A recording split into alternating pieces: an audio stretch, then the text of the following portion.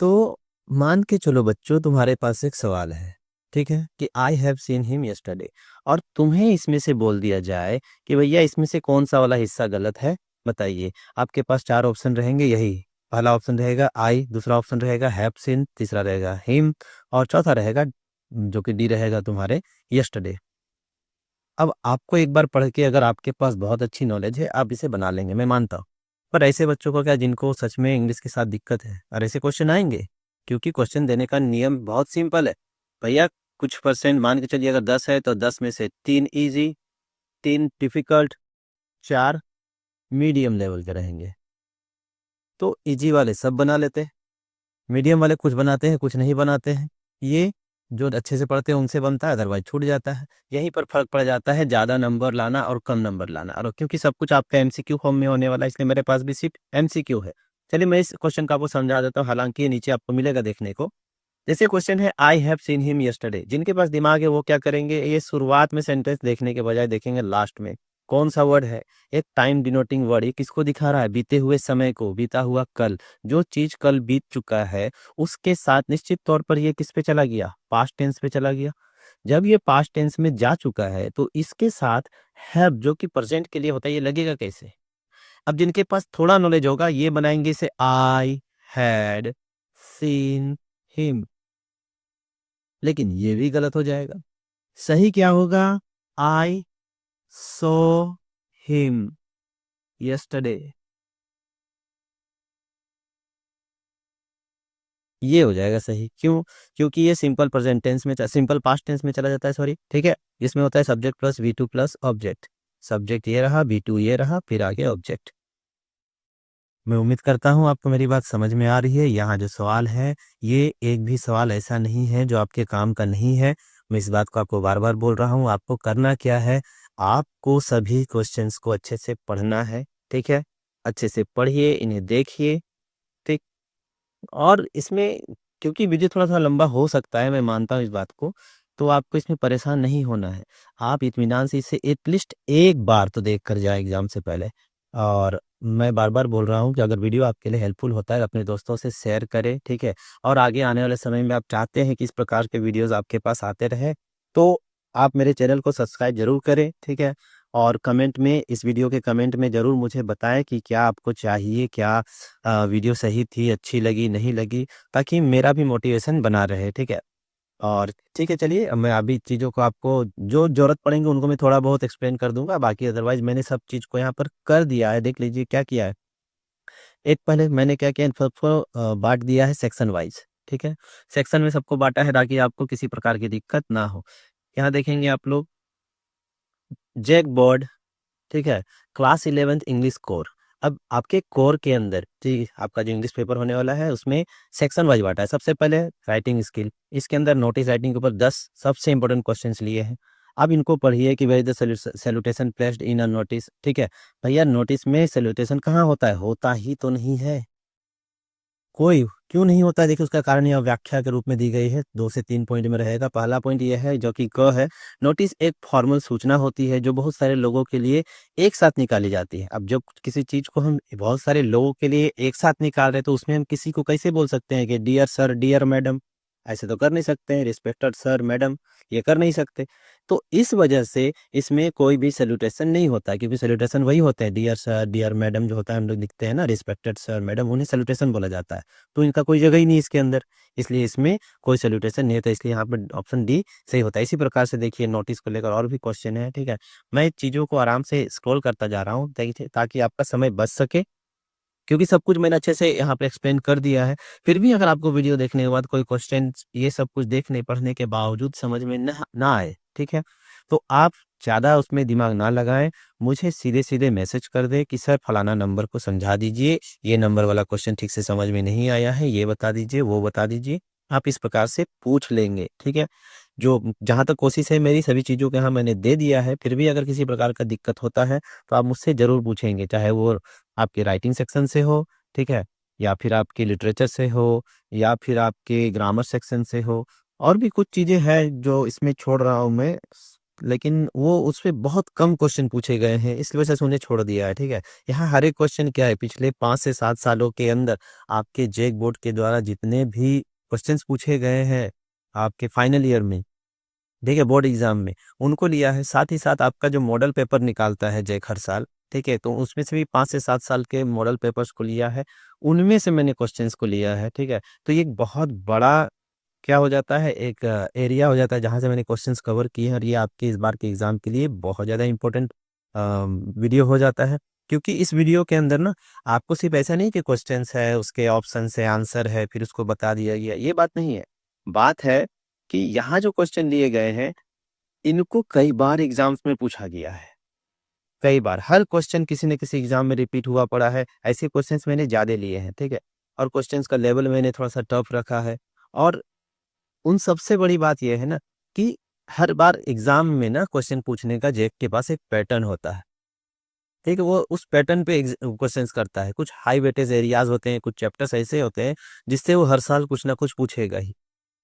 तो सभी चीज़ों को मैंने पहले एनालाइज किया है, उसके बाद ये वीडियो आपके सामने लेकर आया हूँ, जिसके अंदर आप देख रहे हैं कि पहले राइटिंग सेक्शन में टोटल 50 क्वेश्चंस है। अब 50 क्वेश्चंस कैसे हैं, 10 क्वेश्चन आपके क्या बोलते हैं हम, नोटिस राइटिंग पे है, 10 लेटर राइटिंग पे, ठीक है, 10 नोट मेकिंग पे, 10 समराइजिंग पर है, 10 रिपोर्ट राइटिंग पर है।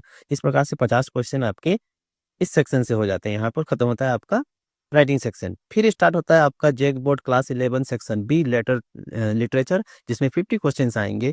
पहला होने वाला है हॉर्नबिल प्रोज एंड पोएट्री, जिसमें 25 क्वेश्चंस आएंगे। हर एक सवाल देख लीजिए आप, थोड़ा सा आपके लिए सोचने समझने वाली चीज़ हो जाती है, क्योंकि अगर आपको ध्यान से अगर चैप्टर को नहीं पढ़ा है पूरे डिटेल में, तो मैं आशा करता हूँ कि आपको बहुत दिक्कत होने वाली है। लेकिन हाँ, इस आंसर के साथ जो कि मैंने यहाँ अच्छे से बता दिया है, हिंदी वाला जो व्याख्या दिया गया है, इसे पढ़ना ना भूले। आप क्वेश्चंस को लिखिए, आंसर को लिख ले, ठीक है, लेकिन हिंदी आंसर को जरूर पढ़ें। ये क्या करेगा, ये आपको किसी घुमा दिए गए क्वेश्चन से बचाएगा। ठीक है, अगर इसी सवाल को किसी प्रकार से घुमा के पूछ दिया जाए ना, तो वहां पर ये आपको बचा लेगा। इस वजह से मैं बोल रहा हूँ कि आपको थोड़ा सा देखना है इसे ध्यान से, और सभी चीज़ों को अच्छे से पढ़े, एक अच्छा सा नोट्स तैयार करें। एक दिन का समय है, अगर एक बार भी इस वीडियो को देखकर जाते हैं तो बहुत अच्छी बात है, पर कम से कम 2 बार देखने की कोशिश करें, ठीक है, ताकि आपको चीज़ें ज़्यादा बेहतर तरीके से पसंद में सॉरी समझ में आ सके। देख लीजिए, अगर कोई ऐसा चैप्टर ऐड हो गया हो, कोई ऐसा क्वेश्चन ऐड हो गया हो कि जिसको इस बार सिलेबस से हटा दिया गया हो, तो उसके लिए थोड़ा-सा मैं माफ़ी चाहूँगा, क्योंकि मेरे पास अभी उतना समय नहीं हो पा रहा है।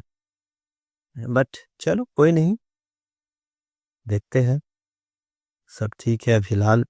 उम्मीद करता हूँ आपके लिए वीडियो बहुत-बहुत हेल्पफुल साबित हो। मैंने पैटर्न पे काम किया है, ठीक है? क्योंकि मान के चलिए मैं अगर टेंस की बात करता हूँ, तो उसमें एक नियम होता है कि जो यूनिवर्सल ट्रूथ होते हैं, उनको क्या कहते हैं, सिंपल प्रेज़ेंट में बनाते हैं। जो साइंटिफिक ट्रूथ होते हैं, जो साइंटिफिक फैक्ट्स हैं, जो प्रूव कर दिए गए हैं, उनको क्या किया जाता है, उन्हें सिंपल प्रेज़ेंट टेंस में बनाता है। तो हो सकता है जो सेंटेंस मैंने आपको दिया है, वो एग्ज़ैक्ट सेम टू सेम ना मिले, ठीक है? पर उस नियम पे तो आपको क्वेश्चन आने ही आने हैं। तो आपको इस तरीके से दिमाग को भी ज़िंदा रखना है क्लासरूम में, ठीक है? कि भैया क्या है बात, क्या पूछ रहा है, क्या बोल रहा है? अगर कोई यूनिवर्सल ट्रूथ है, प्राकृतिक सत्य है, सार्वभौमिक सत्य जिसे हम कहते हैं, तो उन्हें आप नहीं बदलेंगे, उन्हें आप सीधे-सीधे किसमें रखेंगे? उन्हें आप रखेंगे सिंपल प्रेज़ेंट टेंस में। डायरेक्ट, इनडायरेक्ट हो, ठीक है? उसमें भी इस प्रकार के सेंटेंसेस को नहीं चेंज करते, किसी भी उनका टेंस नहीं बदलता।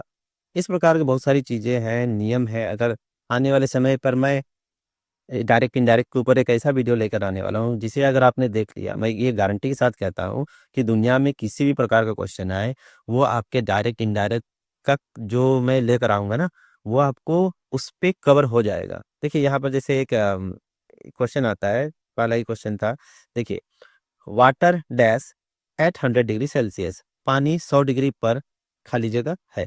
अब यहाँ पर आपको वरना बताना है कि भैया क्या, तो सिंपल है कि आपको बॉयल लगाना है, बॉइलिंग लगाना है, बॉयस लगाना है, बॉइल्ड लगाना है। आंसर देखते हैं, आपको दिख रहा है सी, बॉयस लगाना है। लेकिन क्यों, यहाँ पर व्याख्या की गई है, क्या है ये, यूनिवर्सल ट्रूथ है, सार्वभौमिक सत्य जिसे कहते हैं, ठीक है? तो सिंपल प्रेजेंट का प्रयोग ऐसे चीजों में हमेशा ही होता है, ठीक? तो वाटर क्या होता है, एक वचन है, इसलिए वह दूसरे तरीके, ये दूसरा तरीका समझ में लेगा ना, वाटर सिंगुलर रहता है, एक वचन, तो इसके साथ एस या एस लगेगा, बस हमने लगा दिया बॉइल्स, इस वजह से यहाँ बॉइल्स हुआ।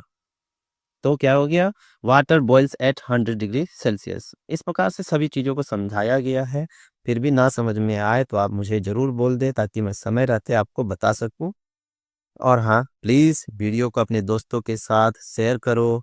आ, मेरे चैनल को सब्सक्राइब कर लेना, क्योंकि ऐसे वीडियोस अभी बहुत आने वाले हैं जो कि आपके इंग्लिश ग्रामर और इंग्लिश स्पोकन से रिलेटेड रहेंगे। तो ठीक है, उम्मीद करता हूँ आपके लिए वीडियो हेल्पफुल रहे और आप वीडियो को देखकर अच्छे से अच्छा स्कोर करें।